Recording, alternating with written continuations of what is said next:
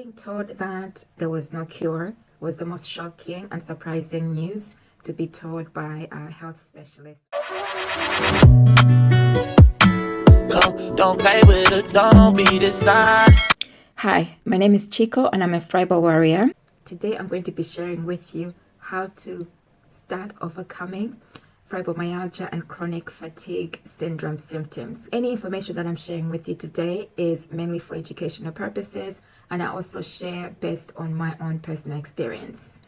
If we're connecting for the very first time, I mainly talk about fibromyalgia and chronic fatigue syndrome, as well as well-being and mindset matters. Fibromyalgia and chronic fatigue syndrome, as it's something that's impacted me.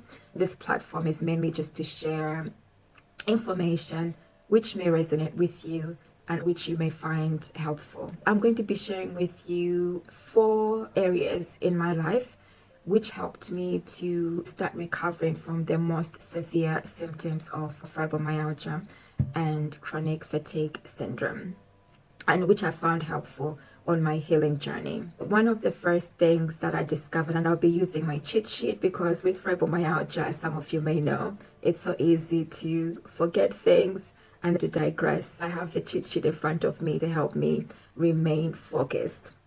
So as with any healing or recovery journey, it takes time. I'm also aware that everybody is on a different path. You might have newly been diagnosed, or you've been living with fibromyalgia for many years. So some of the things I talk about may or may not apply to you. But if anything resonates with you, do feel free to share.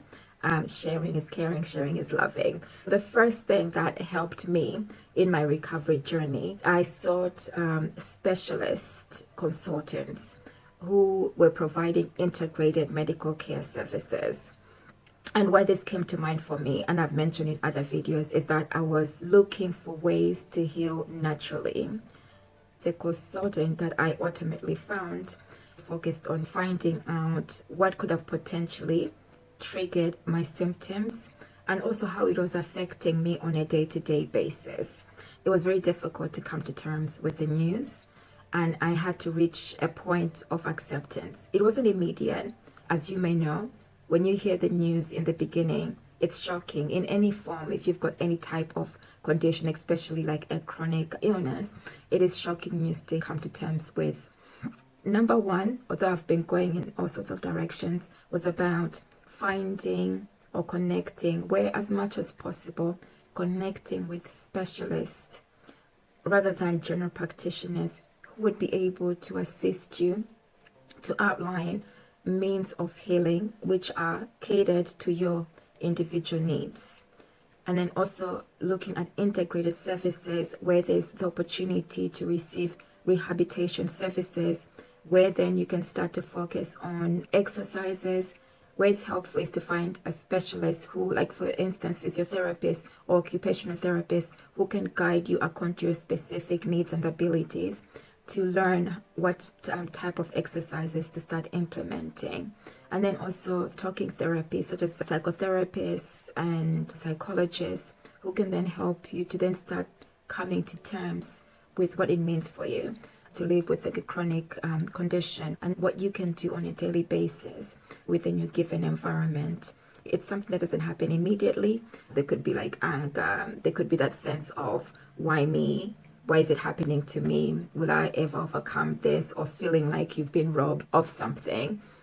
By talking to somebody who is independent, it could potentially help you to have that space where you're talking to somebody who is judgment-free, and then you can eventually find a way to feel empowered in understanding how to live with the condition, and then how to reach your own stage. There's no time frame of accepting that it is what it is, that you're living with this condition, and to find means of how to navigate through the symptoms. And then moving on to the third one for me was nutrition. I've got a history of suffering from digestive issues from as far as I could remember due to food intolerances, allergies. So with fibromyalgia and everything else, I was determined to find natural ways of healing. And part of that process, I sought nutritionists, and I went through a detoxification process. And I also advised that intermittent fasting was beneficial, as what I've been informed from specialists, and you might be already aware of this, is that many diseases stem from the gut.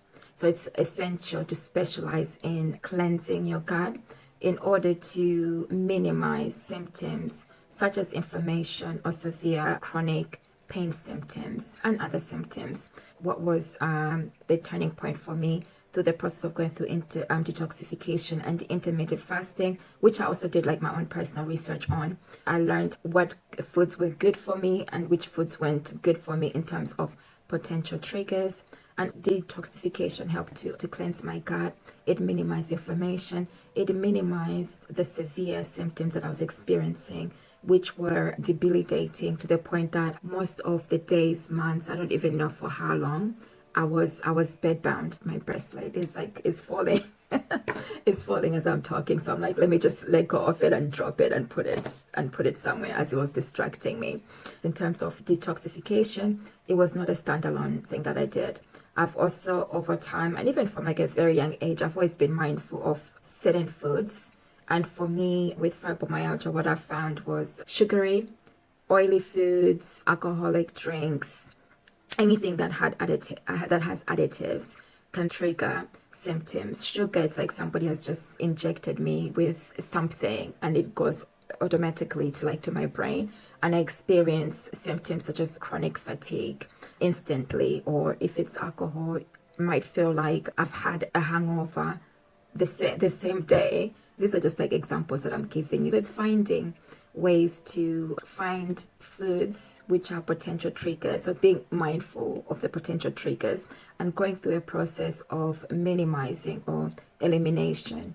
And where somebody who is a specialist, a nutritionist, helps is that they also help you to identify those items as you're consulting with them, and also help you in terms of accountability to remain focused, as it's challenging. It's going through up and down processes, crashing, and then having to bounce back. When you have somebody who is holding you accountable, it is easier than to stay on track for as long as possible. In the beginning, it can all seem like a pain of having to be mindful, always aware and alert of all these things that you have to do. Over time, it just becomes part of a lifestyle that is the norm. And you look back and you think, oh, it's not normal. And it can become easier to do, because it's then again weighing up, do I continue to suffer, or is it better to choose to eat natural foods without additives and to stick on a healthier path? Would that be more beneficial in the long term? And in most cases, it is beneficial. We all know that eating healthy helps regardless of a health condition or not. So it's just being mindful of what helps you, what's the best thing.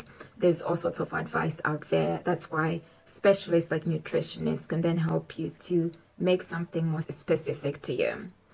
Then moving on to the fourth one, which for me I believe is key. And one of the things, what I wrote like a sentence or a paragraph, is acceptance. That you're not defined by your condition. You are not fibromyalgia, you're not chronic fatigue syndrome or the other symptoms that come with it. And the most important thing is recognizing your limitations as a different level of ability. Okay, to recognize that you're not the same person that you used to be before. You have other abilities. So it's tuning into those new level of abilities. What can you realistically do? And then focus on things or areas where you're passionate about, you're most creative. That can ease the physical challenges and the mindset factors, the challenges that come with why can't I do certain things? Why do I keep failing in certain areas? By choosing to focus on things that you can realistically do, it helps to minimize stress. It makes things like more realistic and more achievable. It's also realizing that it's not about being perfect, and letting go of some things which probably you were able to do before, which might be more complex to do now, and taking one day as it comes. So it's looking at what you can realistically do for yourself in your given environment. You might not be able to let go of some things due to certain factors. For me, it was a sacrifice, and the sacrifice was choosing my health over everything else. And in doing that, I would then have more energy to be able to contribute to other things in the best way that I can without feeling like forced or challenged to do certain things. I hope everything that I've shared so far has resonated with you. I'd like to hear from you in terms of what has helped you in your recovery process, whether you are going through a similar process where you've decided to focus on healing rather than finding a cure, and then also focusing on natural ways of healing. And then I just remembered one other last thing as well. One of the things that I noticed online is there's so many people out there who are offering quick fix solutions. It's also being mindful that there's nothing quick about healing or recovering from a chronic illness such as fibromyalgia, and being mindful of what's being offered out there, that it may not necessarily be helpful in the long run in terms of helping you to heal. I always aim for things that are natural, healing. There's other several tips which I'll be sharing more on what has helped, including mindset development matters, in more videos to come. If you've got additional tips of what's helped you, do feel free to share. Thank you for connecting with me, and remember, we're in it together. You're not alone through this healing journey. Whatever stage you may be in, we are in this together. Take it one day at a time, and just remember, it's not about being perfect. There will be days, I face those days where you may not feel at your best, and that is okay. It is okay to rest when you can, and then pick up where you left off. So I'll end it here, and we'll connect with you real soon. Ciao for now.